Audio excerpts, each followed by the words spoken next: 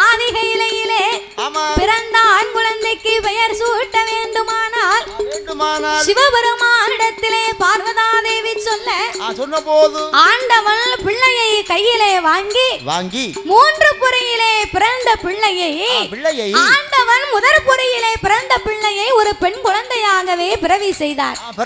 ஏன் தெரியுமா? ஆண்டவன் பிள்ளையா பிறந்தா பார்வதி பேசியா பிறப்பேன்னு சொன்னா. அதனால இந்த சிவபெருமான் முதற் புறையிலே பிறந்த பிள்ளையை ஒரு பெண்ணாகவே பிறவி செய்து என்ன விதமாகவே பெயர் கொடுத்தார் தெரியுமா?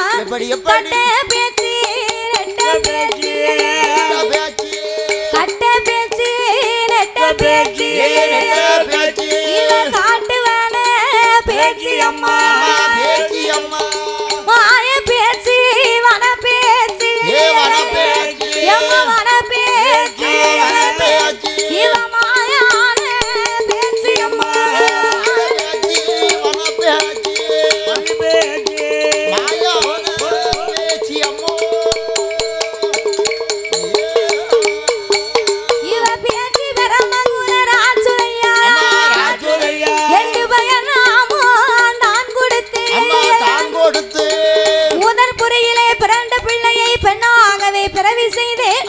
கட்ட பேச்சு நட்ட பேச்சு காட்டுவன பேச்சு அம்மா மாய பேச்சு வன பேச்சு மாயான பேச்சு என்று பெயர் நாமத்தை கொடுக்க இரண்டு பொறியிலே பிறந்த பிள்ளையை இரண்டு ஆண் குழந்தையாக பிறவி செய்து அதற்கும் ஆண்டவன் பெயரை கொடுத்தார்.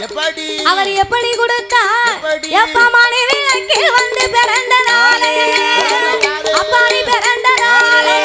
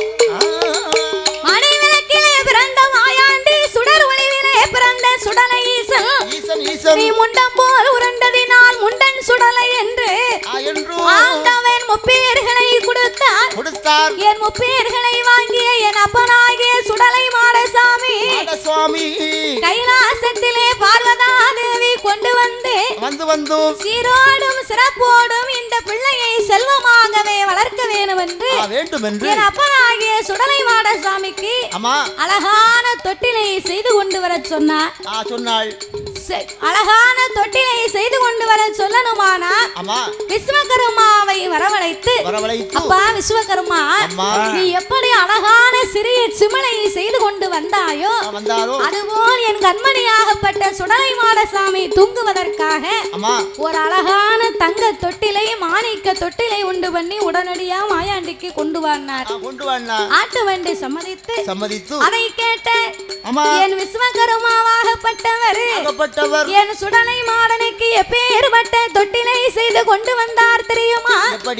ஆண்டவன் தான் சுடலை ஐயா, ஆண்டவன் தான் சுடலை ஐயா, ஆதிவள்ளி கையிலே தொட்டி செய்ய வேணும் என்று விஸ்வகர்மா ஓடி வந்து தொட்டிலையும் செய்யுவாரோ அவன் தங்கத்தை உருக்குவாரா தங்கத்தால தொட்டில் போட்டா வெள்ளியாவும் உருக்குவாரா வெள்ளியால தொட்டில் போட்டா தங்கத்தையே மட்டுருக்கி தங்கத்தால தொட்டில் போட்டா அவன் தங்கத்தால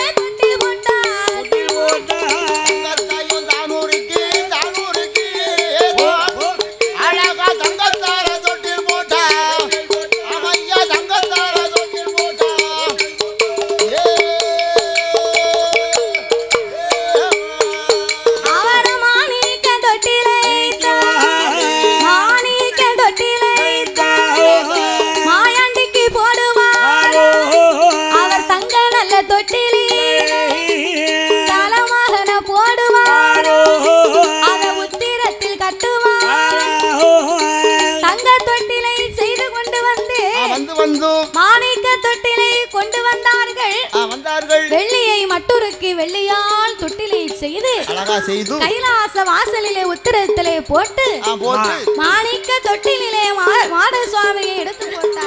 அழகா எடுத்து வைத்து தங்க தொட்டிலே தலைமகனை எடுத்து போட்டு மாணிக்க தொட்டிலே மாடசாமியை எடுத்து போட்டு இந்த பிள்ளையும் உறங்கணும்னா நம்ம என்ன செய்யணும்? என்ன செய்யணும்? இந்த மாதிரி விடிய விடிய உட்கார்ந்து வீச வேண்டியதான். ஆமா ஆமா, ஏற்கனவே வேக்காட்டு காலமா இருக்கு. பிள்ளை உறங்கணும்னா ஆமா ஏதாவது தாலாட்டு பாடணும். அந்த காலத்துல பிள்ளை உறங்கணும்னு சொன்னா தாய்மார்கள் தாலாட்டு பாடி பிள்ளைய உறங்க வச்சாங்க. இப்போ எந்த தாய்மார்களுக்கு தாலாட்ட தெரியுது? பெண்ணா பிறந்தவங்க எல்லாத்தையும் மறந்துட்டாங்க. பெண்ணா பிறந்தவங்க எல்லாத்தையும் மறந்துட்டாங்கன்னா காப்பிடி அரிசியை சொலவுல போட்டு யாருக்காவது பிடைக்க தெரியுமா? பிடைக்க தெரியாது. அந்த அம்மா அப்பல இல்ல இருந்துச்சு. காப்பிடி அரிசியை சொலவுல போட்டு யாருக்கும் பிடைக்க தெரியல. உரல்ல மணக்க மணக்க எள்ளு பொடி இடிக்க யாருக்காவது தெரியுமா? உரலே கிடையாது, எங்க எள்ளு பொடி இடிக்கணுமா? அம்மியில அரைச்சி யாருக்காவது குழம்பு வைக்க தெரியுமா? தெரியாது. அதாவது தாய்மார்களுக்கு எந்த பாடம் தெரியுதோ தெரியலையோ ரெண்டாவது படிக்கவும் படிக்கல, அது ஒரு பக்கம் இருந்தாலும் தாய்மார்களுக்கு முக்கியமா 3 பாடம் தெரியணுமா? 3 பாடம் இங்கிலீஷ், தமிழ், கணக்கா? அது வேற.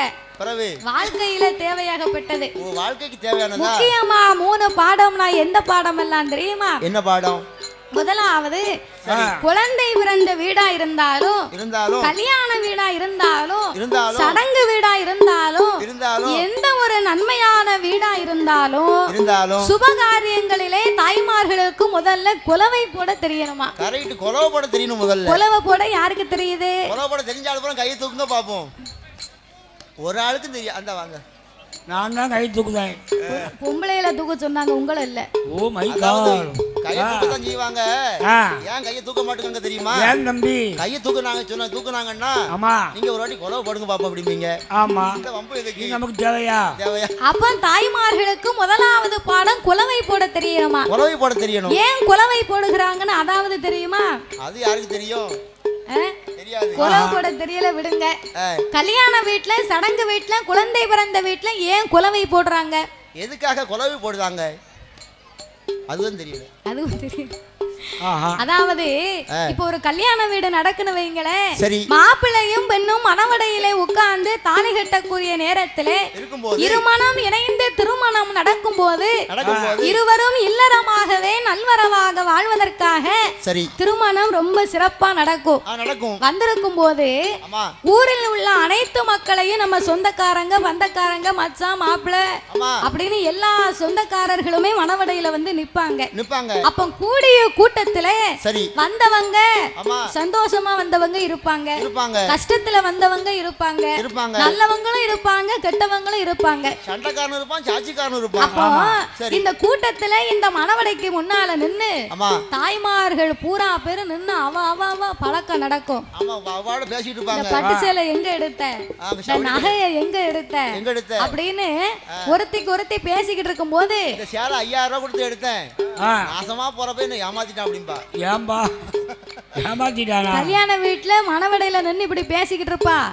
இது கூட பரவாயில்ல, இன்னொருத்தி கேப்பா, ஏக்கா ஏ மூக்கம்மா, போன வாரம் நம்ம பக்கத்து வீட்டுல ஒரு துஷ்டியா போச்சு, துஷ்டிக்கு நான் போனேன், நீ வந்த மாதிரி தெரியலையே, நீ எப்போ வரணும், துஷ்டிக்கு எப்போ வரணும், கல்யாண வீட்டுல போய் கேட்டுக்கு நிப்பா. அப்ப இவர்கள் பேசக்கூடிய பேச்செல்லாம் பலவிதமா இருக்கும். நல்ல காரியம் நடக்கும் போது இந்த அபச்சொல்லாம் நம்ம காதுல கேட்டா நமக்கு மனசு கஷ்டப்படும் இல்லையா? அவர்கள் சொல்லக்கூடிய அபச்சொல் வந்து நம்ம காதுல கேட்க கூடாதுன்னு சொல்லித்தான் கொட்டு சத்தமும் இந்த குலவை சத்தமும். கல்யாண வீடும் அதான், கோவில் கூடயும் அதான், சடங்கு வீடும் அதான், குழந்தை பிறந்த வீட்டுல குலவை போடக்கூடிய காரணம் இதுதான். வேற எந்த அபச்சொல்லும் காதுல கேட்க கூடாது, அதுக்காக இந்த குலவை சத்தம், இந்த மங்கள குலவை சத்தம் போட்டாங்க. முதல்ல குலவை போடணும். சரி. ரெண்டாவது குழந்தை பிறந்த வீட்டுல குழந்தைக்கு தாலாட்டு பாட தெரியணும். தாலாட்டு பாட தெரியணும். இப்ப தாலாட்டு எல்லாம் யாருக்கும் பாட தெரியாது. யூடியூப்ல பாட்டு போட்டு விட்டு அது தாலாட்டு படிக்கு. பிள்ளையும் தன்னால உறங்குது. எங்க வீட்டுல எங்க அக்கா பிள்ளைங்க 2 பேர் இருக்காங்க. எங்க அக்காவுக்கு ஒரு பெண் குழந்தை இருக்கு, சின்ன அக்காவுக்கு ஒரு பெண் குழந்தை இருக்கு. ரொம்ப நேரம் சேட்டை பண்ணிக்கிட்டே இருக்கும் ரெண்டும். தூங்க வைக்கணும்னா ஒரு பாட்டை போடுவா. பாட்டை போட்டாச்சுன்னா பிள்ளை தூங்க போகுதுன்னு நான் நினைச்சுக்கிடுவேன். தொட்டில்ல போட்டு 1 மணி நேரம் படிச்சா அது தன்னால உறங்குது. ஆமா. அதனால 2வது பாடம் தாலாட்டு பாட தெரியணுமா? தெரியணும். 3வது பாடம் என்ன தெரியுமா? ரொம்ப முக்கியமான பாடம். என்ன முக்கியமான பாடம்? மாமன் மாமியா போய் சேர்ந்த அன்னைக்கு மருமகளுக்கு ஊருமைக்கு ஒரு ஒப்பாரி வைக்க தெரியணும். ஆமா, ஒப்பாரி வச்சு அழ தெரியணும். மாமியாரை பிடிக்கோ பிடிக்கலையோ 2வது, அது 2வது விஷயம். அவளை எப்பவும் பிடிக்காது. ஆமா, இருந்தாலும் செத்த அன்னைக்கு ஊருமைக்கு மருமகளுக்கும் காலமான கேட்கணும் பாருங்க. கண்டிப்பா கேட்கணும். அதுக்காக சரி தாலி எங்க வச்சிருக்காளோ, அப்ப எங்க அத்தை எங்க தங்கச்சி எங்க வச்சிட்டு போனாலும் தெரியல, பாஸ்புக் எங்க வச்சிருக்காளோன்னு கேட்டு மூக்க சிந்தி ராவிரணும். அப்படி ராவிரணும். ஆமா, அதுதான் ஒப்பாரி. சொல்லாம பேட்டியல அத்தை எல்லாத்தையும் பேங்கல போட்டு பொட்டமா போட்டு குடிச்சு பேட்டியல அத்தை அப்படி. அப்ப தாய்மார்களுக்கு இந்த 3 பாடமும் முக்கியமா தெரியணுமா? தெரியணும். அது மாதிரி இப்ப உள்ளவங்களுக்கு யாருக்கும் அப்படி தெரியல. இருந்தாலும் பார்வதி என் அப்பனாகிய சுடலை மாடசாமி உறங்க வைக்க வேண்டும் என்று தாலாட்டி ரோராட்டி உறங்க வைத்த அந்த பார்வதா தேவி அவள் எப்படி தாலாட்டு பாடுகின்றாள்? எப்படி ஆரீரீ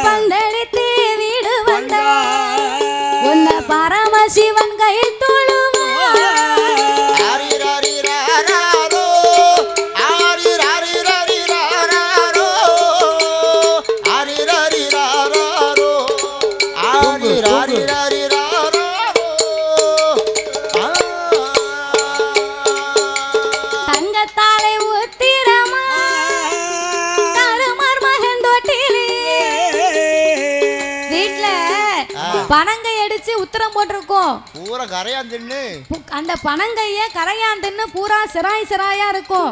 அந்த பனங்கைய மாத்துறதுக்கு வழி இருக்காது. அந்த கிழவி உட்கார்ந்து பாடுவா, தங்கத்தாலே உத்திரமா என் தருமார் மகன் தொட்டிலே தருமார் மகன் போடும் சேத்தோ என் தருமார் மகன் போடும் சேத்தோ தங்க உத்திரங்கள் ஓசையிட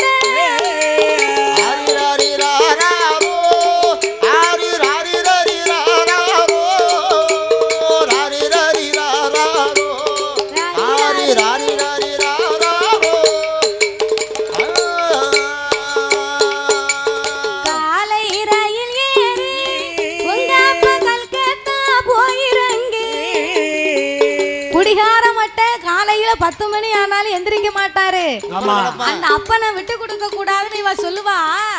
காலை ரயில் ஏறி உங்க அப்பா கல்கத்தா போய் இறங்கி இவர் கல்கத்தா போய் இறங்கிட்டாலும் அவருக்கு ஒரு கையெழுத்து கூட போட முடியாது. அவர் கல்கத்தா போறாராம்.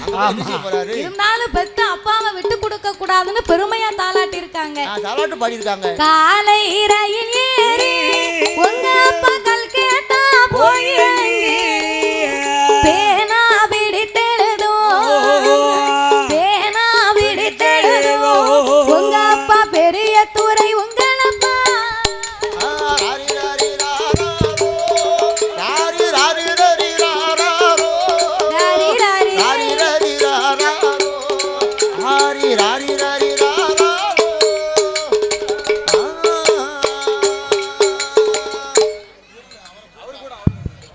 புதியமுத்தூர் இந்திரடா உரிமை பாத்தியப்பட்ட அருள்மிகு செல்வ விநாயகர் திருக்கோவில், அருள்மிகு ஸ்ரீ பத்ரகாளியம்மன் திருக்கோவில் மாசி திருவிழா முன்னிட்டு மாபெரும் 8ஆம் ஆண்டு மாட்டு வண்டி எல்லைப்பந்து நடைபெற்று அதில் எங்களுக்கு 3ஆம் பரிசு வழங்கிய பார்வதி பவர் சிஸ்டம் காவிரி பக்கம் உரிமையாளர் திரு சிவசுப்ரமணியம் நடர் அவர்களுக்கு பொன்னாடியும் இந்த மடலி இந்திரடா ரேஸ் வண்டியில் சார்பாக வாழ்த்து மடலை வழங்கலிக்கிறோம். அவர்களை வருக வருகிற வரவேற்கின்றோம். இளமேடைக்கு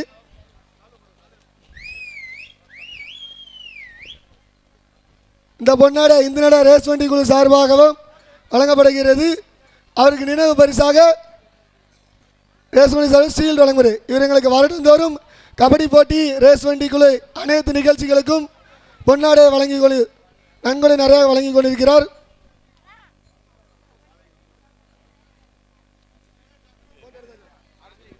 அதுக்கு அடுத்தபடியாக இந்த வில்லுப்பாட்டினை சிறப்பாக நடைபெற்றும் மாதவி அவர்களுக்கு ரேஸ் வண்டி குழு சார்பாக பொன்னாடை போற்றப்படுகிறது. இந்திரா ரேஸ் வண்டியில் சார்பாக இந்த நினைவு பரிசையும் வழங்குகிறார் ஜெகன் அவர்கள். இதுக்கு அடுத்தபடியாக வில்லுப்பாட்டில் அனைத்து குழுவினருக்கும் பொன்னாடை போற்றப்படுகிறது இந்திரா ரேஸ் வண்டி குழு சார்பாக.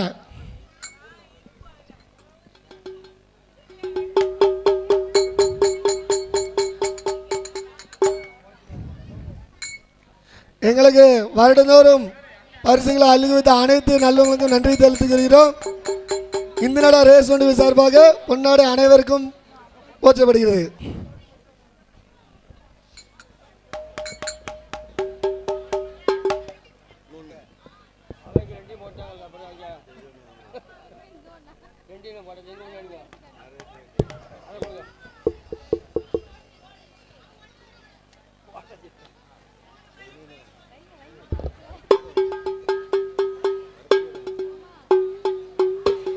இப்படியாகவே என் மாயாண்டி சுடலையை ஆதிபரா சக்தியாகப்பட்ட அந்த பார்வதா தேவி அவள் எப்படி உறங்க வைத்தாள்?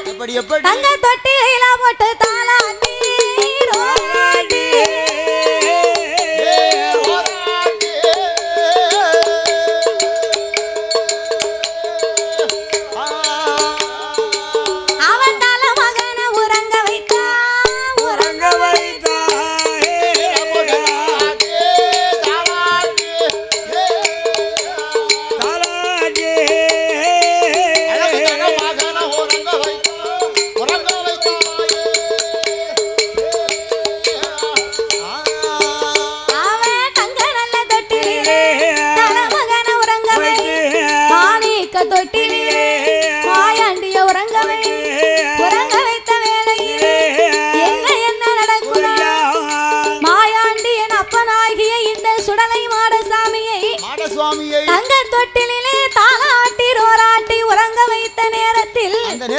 அப்படி உறங்க வைத்த போது பிள்ளையை தூங்கி ரொம்ப நேரமாச்சு. பார்வதி தன் மனசில் நினைத்தா, இந்த பிள்ளையை உறங்கி கொண்டிருக்கிறது, குழந்தை பிறந்த நாளையிலிருந்து சிவனாரை பார்ப்பதற்கு நம்ம போகவே இல்லை. அதனால நாம என்ன செய்யணும் தெரியுமா?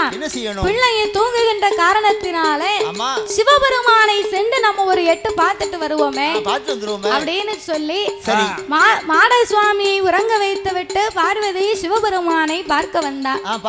அவள் பார்க்க வந்த நேரத்தில் என்னாச்சு? அன்னைக்கு பார்க்க வெள்ளிக்கிழமை வெள்ளியிலேயே இது வந்து மாதாந்த வெள்ளி, கடைசி வெள்ளி. கடைசி வெள்ளிக்கிழமை. வாரம் வெள்ளிக்கிழமை வரும், அது வேற. இருக்கட்டும். இது மாதாந்த வெள்ளி பாருங்க, கடைசி வெள்ளி. நாளான நாளையிலே நல்ல வெள்ளிக்கிழமையாச்சு. தொட்டிலே படுத்து உறங்கிக் கொண்டிருந்த சுடலை மாடசாமி அம்மா பார்வதி போகி ரொம்ப நேரமாச்சு, திரும்பி வர ஆளை காங்கல. இரவு நேரமாச்சு. சாமம் நடுச்சாமம் நள்ளிரவு 11 மணி இருக்கும். ஏமசாம நேரம் இலை குலுங்கால சாமம் போல நஞ்சு போட்டா நஞ்சிருக்கும். நடுச்சாமம் நள்ளிரவு 11 மணி ஆச்சு. 11 மணி ஆயிட்டு. இந்த நேரத்துல என்ன நடக்க தெரியுமா?